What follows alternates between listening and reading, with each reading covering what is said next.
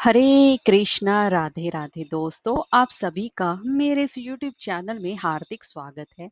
विशाख मास में शुक्ल पक्ष में पड़ने वाली एकादशी को मोहिनी एकादशी के नाम से जाना जाता है। और जैसा कि नाम से ही पता चलता है कि मोहिनी एकादशी जो कि मोह माया का नाश करने वाली है। और यह एकादशी पर मोहिनी एकादशी का व्रत रखने से जो मनुष्य व्रत रखता है वो मोह माया के जंजाल से मुक्त हो जाता है और उसे मोक्ष की प्राप्ति होती है। और इसी के साथ साथ उसके कई जन्मों के पाप भी नष्ट होते हैं। इस व्रत पर भगवान विष्णु जी के मोहिनी स्वरूप की पूजा उपासना की जाती है। यह व्रत साल 2024 में 19 मई 2024 दिन रविवार को रखा जाएगा। कहते हैं कि जब समुद्र मंथन हुआ तो अमृत प्राप्ति के बाद देवताओं और असुरों में भी इसे पाने की होड़ मच गई थी। ताकत के बल पर असुर देवताओं से अधिक बलशाली थे और देवता चाहकर भी असुरों को हरा नहीं सकते थे। सभी देवताओं के आग्रह पर भगवान विष्णु जी ने मोहिनी का रूप धारण कर असुरों को अपने मोह माया के जाल में फंसाकर सारा अमृत देवताओं को पिला दिया था। इससे ही सभी देवताओं ने अमृत अब उन्हें मिल गया था और यही वजह है कि इस एकादशी को मोहिनी एकादशी के नाम से जाना जाता है।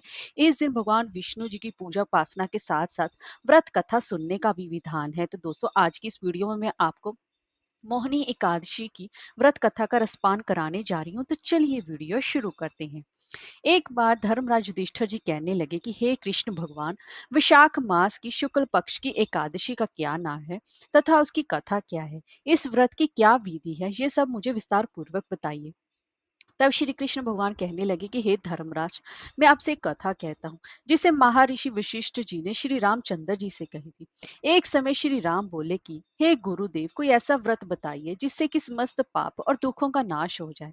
मैं सीता जी के वियोग में बहुत दुख भोगे हैं। तब महर्षि वशिष्ठ जी बोले कि हे राम, आपने बहुत ही सुंदर प्रश्न किया है। आपकी बुद्धि अत्यंत ही शुद्ध तथा पवित्र है। यद्यपि आपका नाम स्मरण करने से मनुष्य पवित्र और शुद्ध हो जाता है, तो भी लोक हित में यह प्रश्न अच्छा है। वैशाख मास में जो एकादशी आती है उसका नाम मोहिनी एकादशी है। इसका व्रत करने से मनुष्य सब पापों तथा दुखों से छूटकर मोह जाल से मुक्त हो जाता है। मैं इसकी विस्तार पूर्वक कथा कहता हूँ, तुम ध्यान पूर्वक सुनना। सरस्वती नदी के तट पर भद्रावती नाम की एक नगरी में द्वितीयमान नामक चंद्रवर्षी राजा राज्य करता था। वहां धन धान्य से संपन्न व पुण्यवान धनपाल नामक वैश्य भी रहता है। वह अत्यंत धर्मालु और विष्णु भक्त था। उसने नगर में अनेक भोजनालय, प्याऊ, कुएं, सरोवर, धर्मशाला आदि बनवाए थे। सड़कों पर आम, जामुन, नीम आदि के अनेक वृक्ष भी लगवाए थे। उसके 5 पुत्र थे, सुमना, सद्बुद्धि, मेधावी, सुकृति और दृष्ट बुद्धि। इनमें से जो पांचवा पुत्र दृष्ट बुद्धि था, वह महापापी था।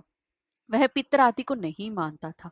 वह वेश्या, दुराचारी मनुष्य की संगति में रहकर जुआ खेलता और पर स्त्री के साथ भोग विलास करता और मद मास का सेवन करता था। इसी प्रकार अनेक कुकर्मों में वह पिता के धन को नष्ट करता रहता था।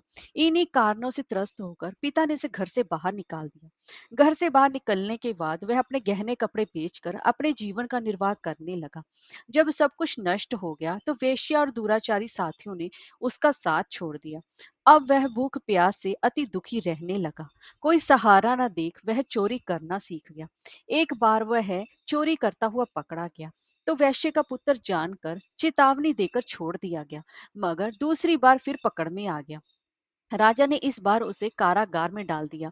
कारागार में उसे अत्यंत दुख दिए गए। बाद में राजा ने उसे नगरी से निकल जाने को कहा।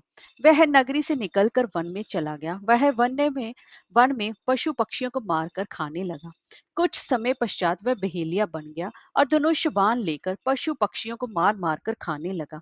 एक दिन भूख प्यासी व्यथित होकर वह खाने की तलाश में घूमता हुआ कौंडिन्य ऋषि के आश्रम में पहुंच गया। उस समय वैशाख मास था और ऋषि गंगा स्नान कर रहे थे। उनके भीगे वस्त्रों के छींटे उस पर पड़ने से उसे कुछ सद्बुद्धि आई। वह कौंडिन्य ने मुनि से हाथ जोड़कर कहने लगा कि हे मुनि, मैंने जीवन में बहुत पाप किए हैं। आप इन पापों से छूटने का कोई साधारण बिना धन का कोई उपाय बताइए।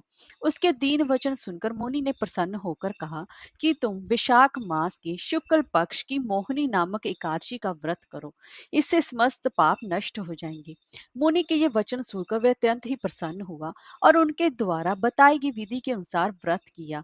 हे राम, इस व्रत के प्रभाव से उसके सारे पाप नष्ट हो गए और अंत में वह गरुड़ पर बैठकर विष्णु लोक को गया।